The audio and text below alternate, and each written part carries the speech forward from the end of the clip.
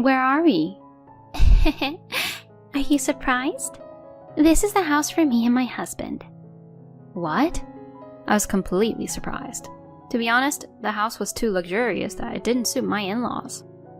Well, my in-laws are free to define their own happiness however they want, so I can't really say anything about it. I'm happy for you. I'm glad you two get to enjoy life like this. Yes, I'm really happy. Now then, Sasha, let's get down to business.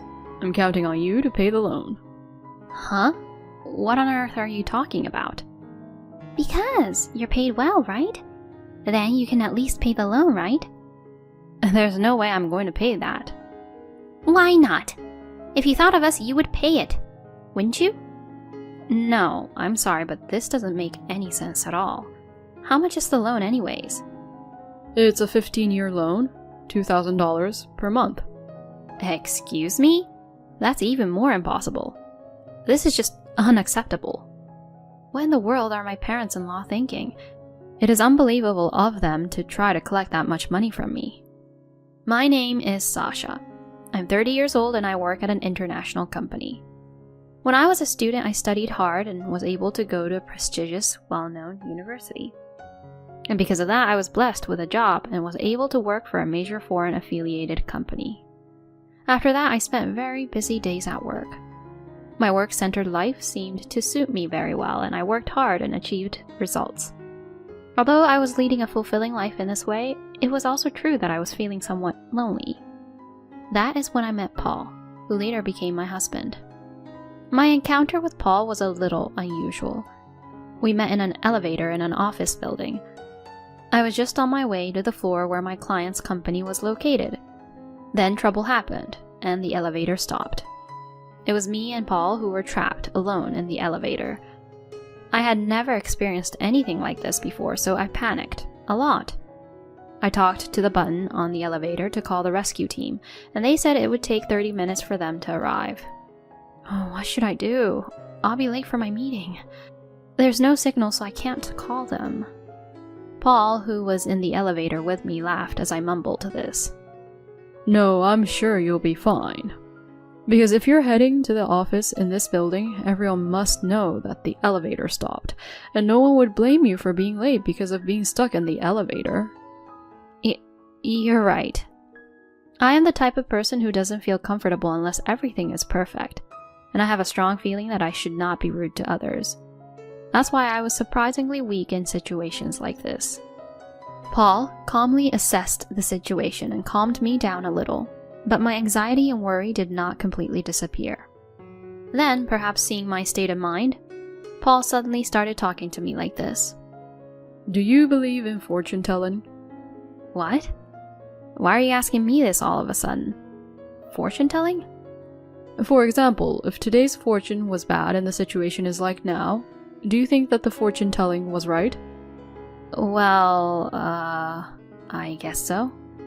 Then, when your fortune is good and something good happens to you, for example, you get a promotion or a business deal, do you think it is because your fortune was good? No, I don't think so. I think it is the result of my effort and hard work. That's right. So in the end, things depend on how you look at them. You can see a situation like this as the worst thing you've ever experienced in your life, or you can think of it as a rare experience. So there is no point panicking in situations like this. It is important to decide for yourself what kind of feelings you want to have about the events that happen as they flow by. I listened to Paul's words, and it went right to my heart. I may have the tendency to see everything in a bad and negative light, but I think it's not easy to stay positive in a situation like this. Then, what about you? Are you enjoying this situation? No, not at all. Actually, I'm depressed and disappointed. Huh? I'm supposed to go to a business meeting today that decides the company's future, but it's in an office in a different building. But my stomach hurt, and I remember that the restrooms in this office building on the way here are clean. I don't like dirty toilets, you know. The first floor restroom was being cleaned, and I couldn't use it, so I jumped on the elevator when it came. I pushed the button for the 5th floor, but it stopped, and that's how I ended up where I am now. My business meeting time has already passed, my stomach is aching, and I'm in the biggest pinch of my life. Come to think of it, I was at the bottom of the fortune-telling list today. Maybe that's why.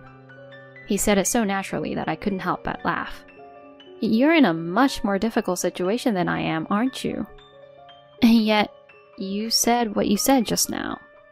Because you looked quite upset. That's true. I was wondering why you were so relaxed. Well, I'm glad that you were able to relax, even for a bit. Now is the time for you to exercise your positive thinking, isn't it? No. If I do that and relax myself, my stomach would probably get relaxed too, and that would be a bad thing. I laughed out loud. I had always pushed myself to work, so someone like him was very new to me. Soon after, the rescue team arrived. Thank you very much. Thanks to you, I didn't panic. No, but I can't take it anymore, so can I go to the bathroom? Please do so. I'm sorry for holding you back. Paul then ran to the restroom. This was how I first met him. The second time came much sooner than I thought. It was when I was walking around town after work. I spotted a man selling paintings on the street.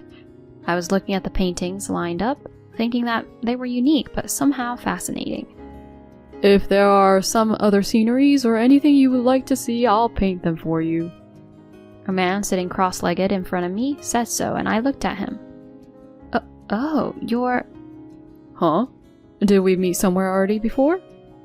See, about 2 weeks ago, we were trapped together in an elevator. Oh, you're from that time. What are you doing here? No, that's my line. I was surprised to see you selling your paintings on the street. Do you do this kind of activity as a hobby? Oh no, I got fired from my last company. What?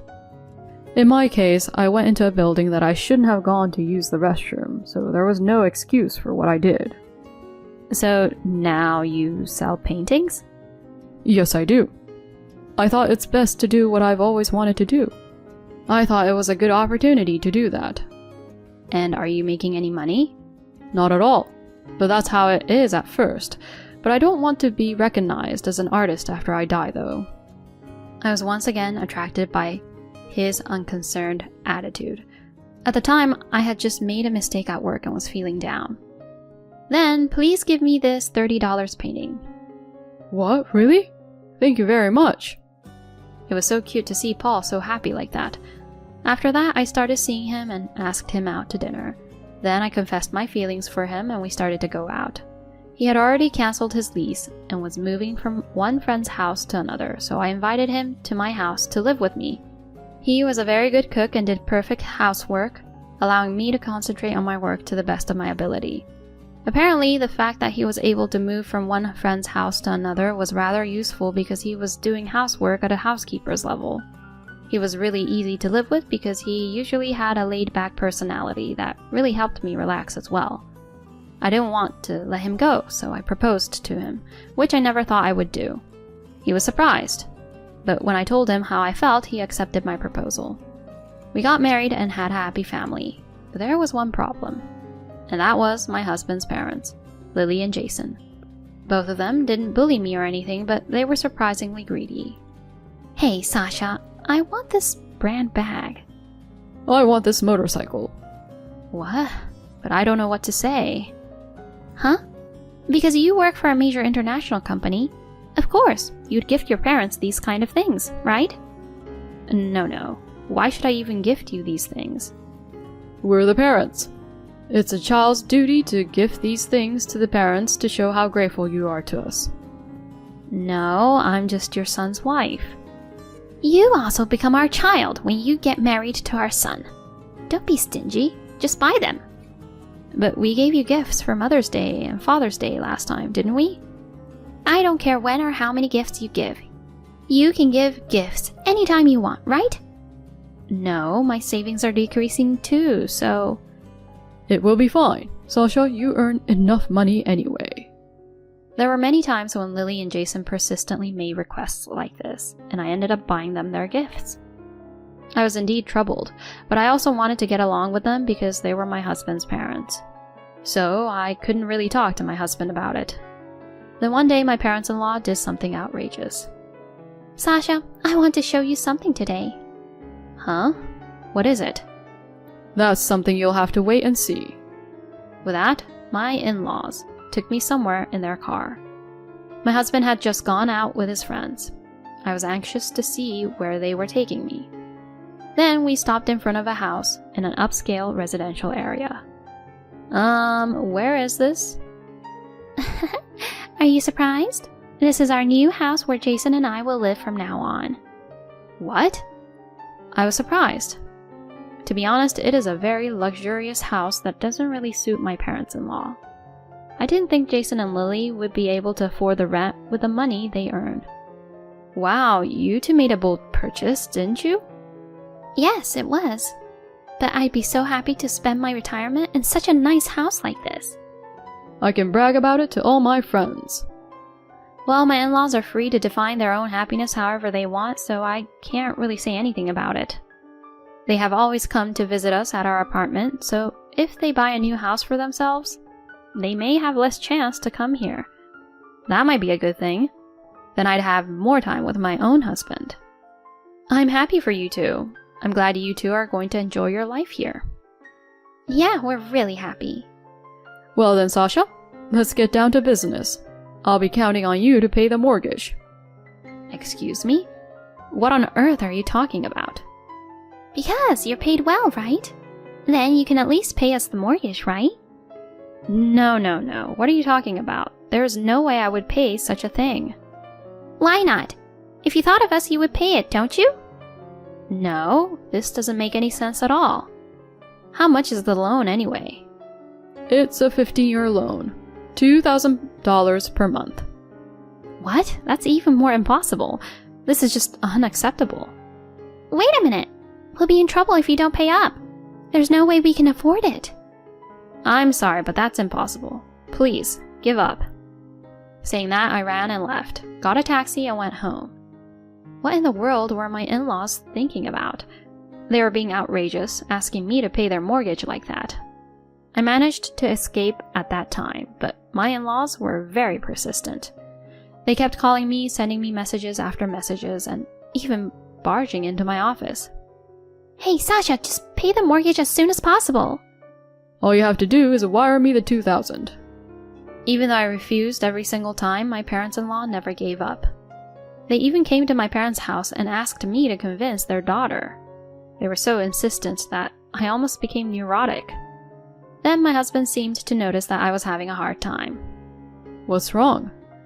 Oh, If something's bothering you, you should talk about it to me. Okay. I must have had enough. I told my husband everything. I was crying as I talked. I see. I had no idea my mom and dad did that. I'm sorry. I know they're your parents and I wanted to get close with them, but... No, I'm the one who's sorry. I didn't realize that at all. I can't believe I put you through that much trouble. Okay, I'll take care of it then. Huh? Then my husband started making a phone call to somewhere, and he was moving around in a hurry. I was really surprised to find out about the plan my husband had made. I didn't know he was that kind of person. And in no time at all, things were going according to my husband's plan. Incidentally, my in-laws were visiting the company where I worked once again to make me pay their mortgage. Please, let us talk to Sasha. Is this for a business meeting or something? We're her in-laws. We need to talk to her about something very personal. Please, contact her immediately. I'm sorry, but we don't have anyone by the name of Sasha in our company. What? Did she quit the company by any chance? I can't tell you those details because it's personal information. Let's call Sasha right now. Oh no, she's not answering. What the? What about Paul? I can't get connected to him. Oh no. The receptionist at the office told me later that she had talked to my in-laws like that. Jason and Lily were also surprised that other people were living in the house where my husband and I were living, and they came over to my parents' house to ask what was going on. My parents sent them away, saying that they would not tell them where I was, and that they would call the police if they stayed there any longer. Then there were many messages from my in-laws to me, but we continued to ignore them all. Then, a year passed. Should I contact them now? With that, my husband replied to my in-laws. Are you two okay? Then the message was immediately read, and we got a phone call from them. But Paul, where are you right now? We're in a serious situation here. You guys bought the house all on your own, didn't you? I mean, I won't forgive you for trying to make Sasha pay for your mortgage. I'm sorry about that, but I'll make it last this time, so please help us out. What's the situation now? Oh, after all that, we ended up giving up the house, but the value of the house dropped as soon as we bought it, and we're in about $200,000 debt. We've been borrowing from other consumer lenders to pay the debt. I'm at the point where I can't borrow any more money though. So please, get Sasha here as soon as possible. I mean, you guys don't even have to see us, just please transfer the money. That's enough. I'm not going to let Sasha get involved with you two anymore. I'm not going to get involved either. I only called you today to tell you that I'm cutting ties with you two. Oh no! Wait a minute. If you abandon us, then you two should repent for what you both have done. But it's already too late. See you later. With that, my husband hung up the phone and erased and blocked all of his parents' contact information. I don't know what happened to my parents-in-law, but they probably became unable to repay their debts and disappeared into the darkness. By the way, my husband and I are currently living abroad to escape from my parents-in-laws. My husband had a close friend living overseas when he was a backpacker, and he contacted his friend and asked him to arrange housing and such. I then left my job and followed my husband. The great thing about my husband was that he also had another friend there who was an excellent manager, and he introduced me to him. He interviewed me remotely, and I was hired right away to the company where he works at. That allowed us to live abroad for a salary not that much different from what I made previously, and now we get to live in a pretty nice house. Furthermore, my husband was selling his paintings on the streets there as well, and he was able to get them placed in a local museum, which allowed him to bring in quite a bit of income from his paintings. He now earns as much as I do, and we are quite well off. And now I have given birth to a child, and our family of 3 is living happily. It's crazy that Jason and Lily were even trying to collect their mortgage from Sasha. They both deserve what they got. By the way, Sasha's husband is an amazing guy. It sounds like Sasha would never get tired of spending every day with a guy like him. I wish Sasha a happy life with her family in the future. Thank you for watching until the end. If you enjoyed the video, please subscribe to our channel. See you in our next video.